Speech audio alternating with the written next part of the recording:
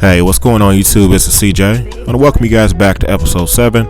We're diving right into the recovery process from a major tank spill with the JBJ65. Unfortunately, 22 gallons was pumped out of the tank onto the floor behind the tank on all my power bricks, and it was just all bad. This is like the case of Murphy's Law, but whatever can happen will happen. Unfortunately, it didn't take long for it to happen with the JBJ. So this video is going to be all about the recovery process, some of the things I did to hopefully remedy this from happening again, and also the bounce back. Far too often a lot of people have bad things happen in the hobby, but you never know about it because no one's ever bold enough to share the mistakes. That's not what it's about on my channel. I try to keep it real with you guys.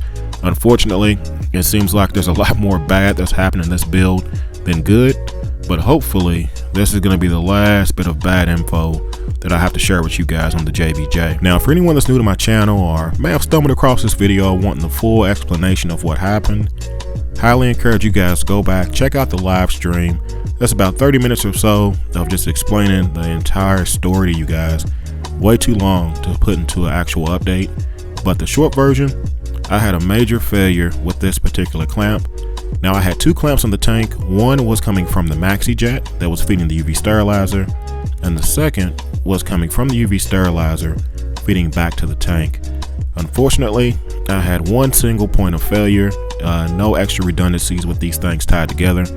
When this clamp failed, it basically threw the hose behind the tank, and the UV sterilizer, was pretty much the downfall. So definitely something, one of them hindsight 2020 kind of situations. And the worst thing about it is I didn't even need the UV sterilizer yet. So like I said, go back, check out that live stream. This video is all about moving forward, and that's exactly what we're going to do. Man, I gotta admit to you guys, this definitely was not an easy process, physically or mentally. I faced a ton of adversity with all of my systems over the last few years, but all of those adversities were always inside the tank. Algae issues, stuff dying, just normal hobby stuff. Never had a water event of this magnitude happen. So, knowing I had to drain the entire JBJ, remove the rockscape to access all of the carpet that was affected by the spill was just mentally exhausting. We're talking days and days and days of dealing with this. So, I attacked this two ways. First, use the shop vac to suck up as much water as I could. Second, reversing the shop vac to where it would actually blow underneath the carpet. Now, the main benefit of doing this allows you to basically create a pocket of air beneath the carpet, and that air helps dry out the padding, which is very important whenever you have a spill. So attacking it two ways, below the carpet with the padding and above the carpet with fans, allowed me to effectively dry the floor one section at a time. And when I say one section at a time, I literally mean one section at a time. Now, the main thing I wanted to make sure besides the floor was what damage happened to the JBJ. And I was lucky to find out that the JBJ actually sets on 2-inch rubber feet. So what those rubber feet did was keep the wood bottom of the tank completely suspended above the carpet. So all checks out on the stand. I think we're going to be fine once we get the floor dry. And here we go, guys. 4 straight days of using the shop vac, spraying anti-fungal, mold, antibacterial, any anti-cleaning product I could find, spraying the padding, spraying the carpet, and then eventually using a carpet cleaner to clean it. We were finally able to set up the JBJ. And one major thing I had concerns with was the lighting. As you guys can tell, power brick survived, so all is good.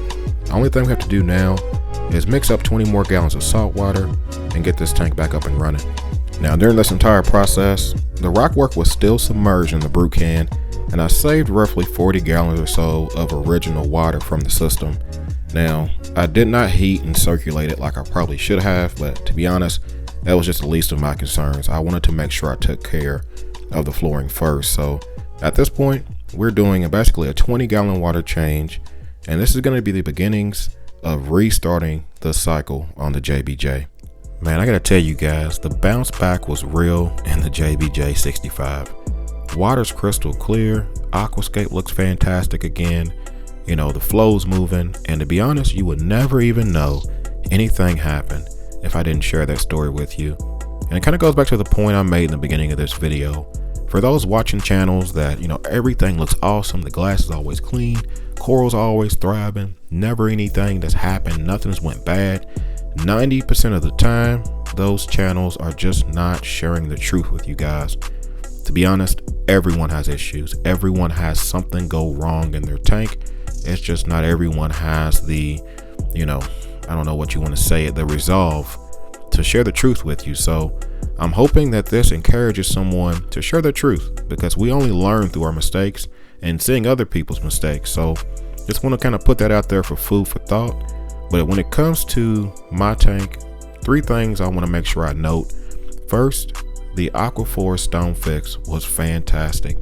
That stuff did an excellent job of holding the scape together. You guys remember my aquascaping video. I kept this scape modular where I can actually remove, it in 4 separate parts, which made it super easy to put it in the brew cans, take it out of the brew cans, and put it right back into the tank.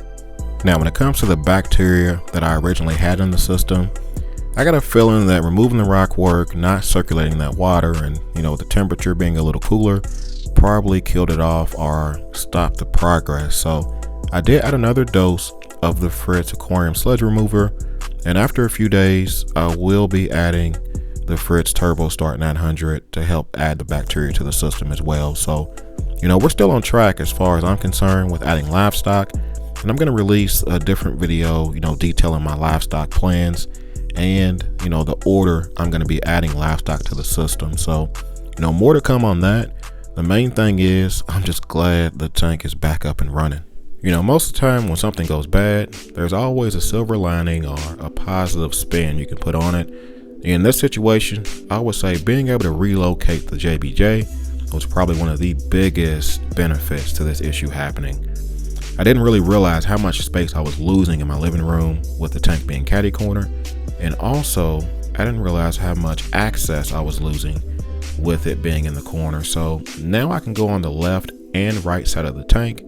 I have a full viewing angle from the Lazy Boy, which is where I'm going to be watching this tank anyways, and I also have a great viewing angle of the TV and the tank from anywhere in the living room. So it's the small things that matter, and being able to view your tank and accessing your tank are definitely the top 2 when picking your location. Now, there's only 3 changes I made to the rear of the JBJ. First being, of course, removing the UV sterilizer, not because it doesn't have a benefit, but because I have a better approach for putting it back on the tank. It's going to involve some hard plumbing. It's going to involve mounting it a little differently, but I'll share that in a different video in the future.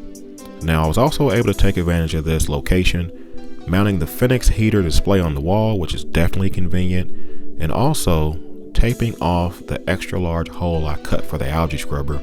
I oversized it, allowed too much light bleed through, but having the tank drain gave me access to tape it off, so hopefully that helps that issue in the future. Now, when it comes to the stand, one major change I want to make sure I share with you all is relocating all the power bricks to the stand itself.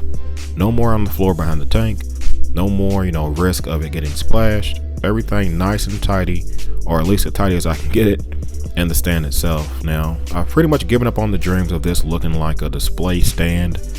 Without building some kind of false wall, there's just no way to hide all those wires that are visible. But the only thing that I will have external that could potentially leak moving forward is going to be the calcium reactor. But I have a plan for that as far as leak detectors and putting it in something that can hold water that I'll share with you all in a future video. But just kind of give you guys a full update, what's inside the tank, what's in the back of the tank, what's under it. So let's go ahead and keep this update moving. I do want to make sure I mention this piece of equipment because it definitely played a huge role in me being able to dry the floor and getting the tank back up and running. It's a dehumidifier. Never had one of these before. Heard about them. I've never really applied it to the hobby as much as I am now, but definitely can't recommend having one of these enough. Not only did it help dry the floor from the spill, but it's definitely shown me the amount of moisture that is evaporating from the JBJ. As you guys can tell, it's pulling water from somewhere. Imagine, if you don't have one of these and you have a tank that's 65 gallons or, even bigger.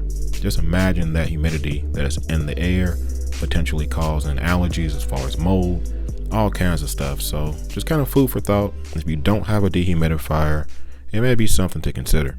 So at this point, guys, it's time to wrap up episode 7 of the JBJ 65 gallon reef build.